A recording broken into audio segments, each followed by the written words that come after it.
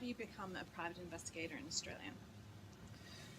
To become a private investigator in Australia, you need to study a Certificate 3 Investigative Services qualification, no matter what state or territory you live in. So once you've studied and successfully completed that qualification, you can then apply to your state licensing authority in order to gain your private investigator's licence. Now, each state has a different state licensing authority. In Australia, each state is in charge of investigation or security or jockeys or real estate agents, that sort of thing. It's not a national system, so it depends on where you live, on who you apply to, and at the end of this video, there is a list of those organisations that apply to your state or territory.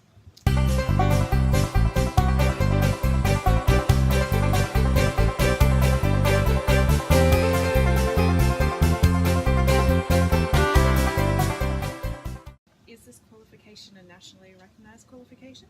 Yes, this qualification is a nationally recognised qualification, and we have been teaching it at the Australian Security Academy for 18 years, and over 4,000 people have graduated from that qualification during that time, supplying professional support services to investigation agencies throughout Australia and the Southeast Asian region. Hi, my name is Casey and I'm a licensed private investigator. I enjoyed my course and I had great instructors. Pat Flynn, Noel Lee, Mark Benedict, Russell Ames and Kevin Prendergast were all excellent teachers at the Australian Security Academy. I conduct factual investigations for workers' compensation, CTP liability and general insurance claims through Brisbane and the Gold Coast.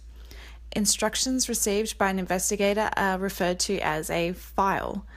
I interview people and take statements in relation to these matters.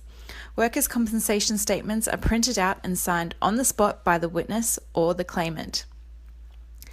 General insurance statements are recorded using a digital recorder and a script according to the type of claim. This could be home and contents claims, burglary claims, stolen motor vehicle, or public liability claims. I upload the recording into my case management system and send that in along with my report and photographs. I usually have 12 days to complete an investigation from receipt of instruction to final report. At any one time, I may have between 3 to 5 files at various stages of completion. I have associates who take on more work than that, but with the flexibility of my work, I can pick up my children from school every afternoon, and that is the life for me. What I like about my job are definitely the flexible hours, the opportunity to earn a great income, and the challenge of every investigation being different. Often there are complex issues or conflicting accounts about what happened. The work is never mundane, and I always find it incredibly interesting. I also conduct interesting and complex corporate fraud investigations. I have no police training or background. It's not required in civil investigations. I really enjoy the research aspect of these. If you have the ability to make people relax and tell you things, being a licensed private investigator undertaking factual investigations work is a great career choice. How long does it take to complete the Certificate 3 in Investigative Services? The Certificate 3 in Investigative Services is a 375-hour course. It's self-paced, and I've had people take up to 2 years to complete it. That's okay. Some people will complete it in 6 months. Everybody is balancing their work life, their spiritual life, their family life and their recreational life, and it's up to the individual to allocate their hours that they can, either weekly or monthly, to completing the course.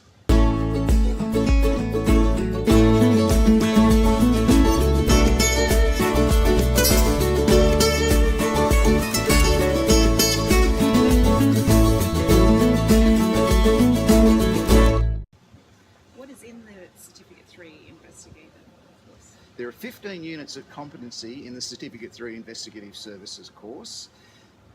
They teach you everything that has been agreed that the industry and government would like you to know in order to be a licensed private investigator and adhere to the legislation, policies, procedures and processes of each state's requirements to be that private investigator. So we teach you the legislation, we teach you how to take statements, we teach you how to write reports, we teach you how to conduct surveillance, how to set up a surveillance vehicle, how to gather and manage evidence, how to interview witnesses, and basically how to use the equipment that you'll be using. It's very important that you do not go out and spend $15,000 on equipment before you get your first job. The equipment that's required will be dependent on the type of work you do and who you work for. Great. Break my heart so clean and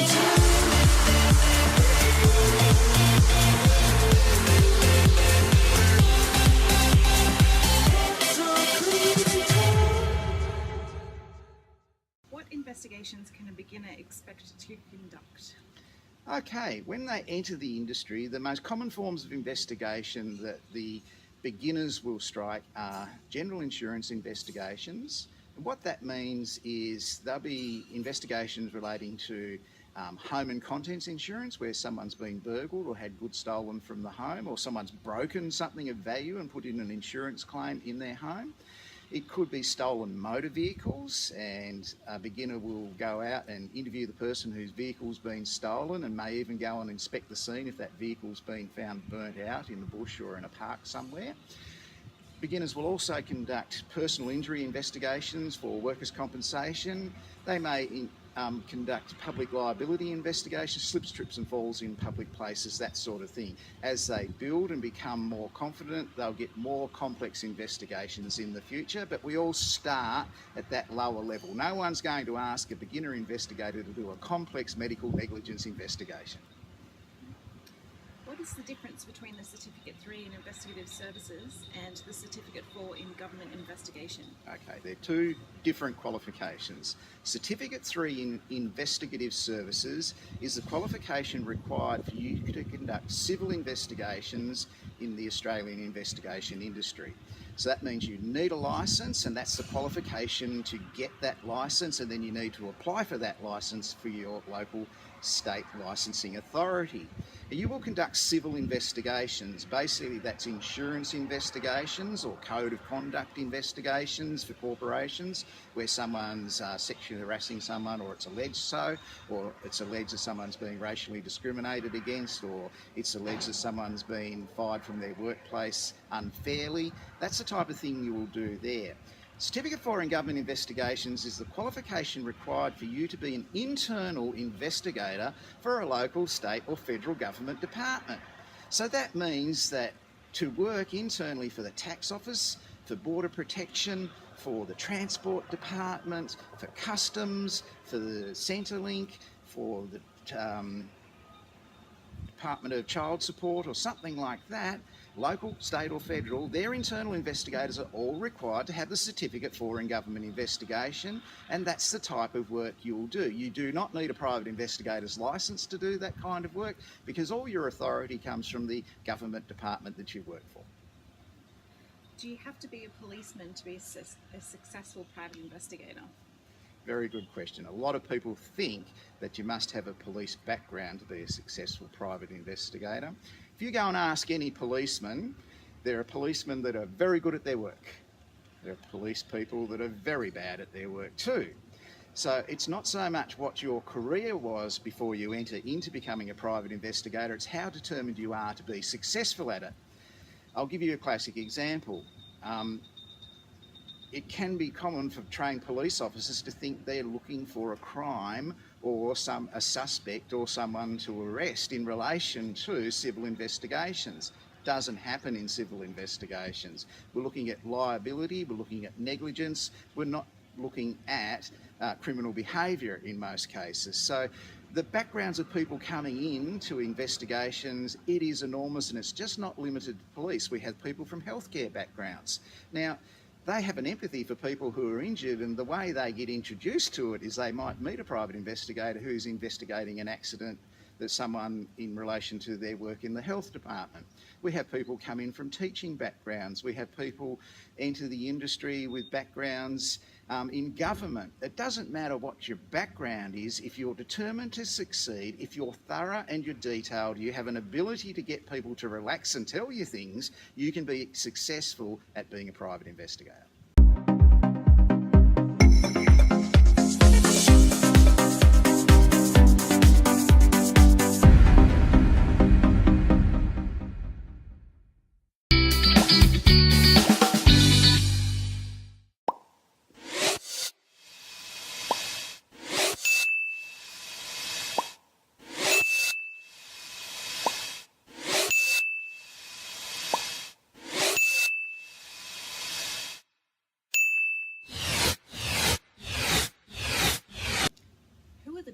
employers of private investigators? The largest employers of private investigators in Australia are insurance companies. The way it works is investigation agencies, some of the larger ones around Australia, will win contracts and tenders to supply professional support services to law firms and insurance companies, and that will go through a 3-year period. Those investigation agencies will win that on a national basis. So they might win all QBE's work for Australia, or they might win all AMP or AAMI's or CGU's work for Australia.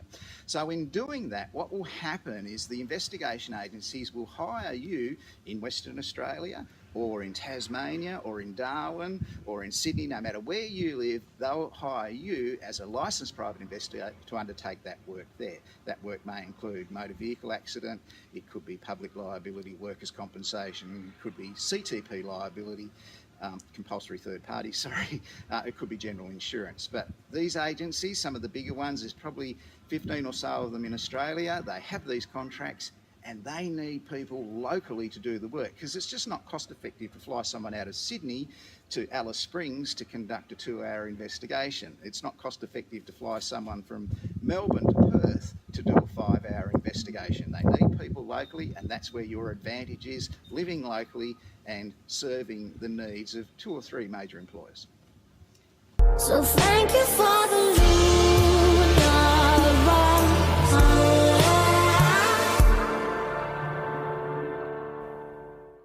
Is it possible to get work if I'm new to the industry? Yes, it's very possible to get work if you're new to the industry. Now, the reason for that is investigation agencies want to develop talent. And they have been doing that in Australia for the last 50 years. They know how to do it. They know if they can develop your skills and get you up to being very good at statement taking, report writing, and being able to complete that in a timely fashion to the standard required, and they will support you in doing that by giving you extra internal training, that sort of thing. If they support you, they will guide you and employ you and grow your career with them, because if you're successful, so are they. Investigation agencies in Australia are paying out $10 million a fortnight to investigators around the country. There is an enormous amount of work there to be had, and people retire from investigations quite frequently because there are a lot of older people in it. They came into it later on in life, and so therefore they retire from the industry, and there's always a vacuum coming through for new people entering the industry.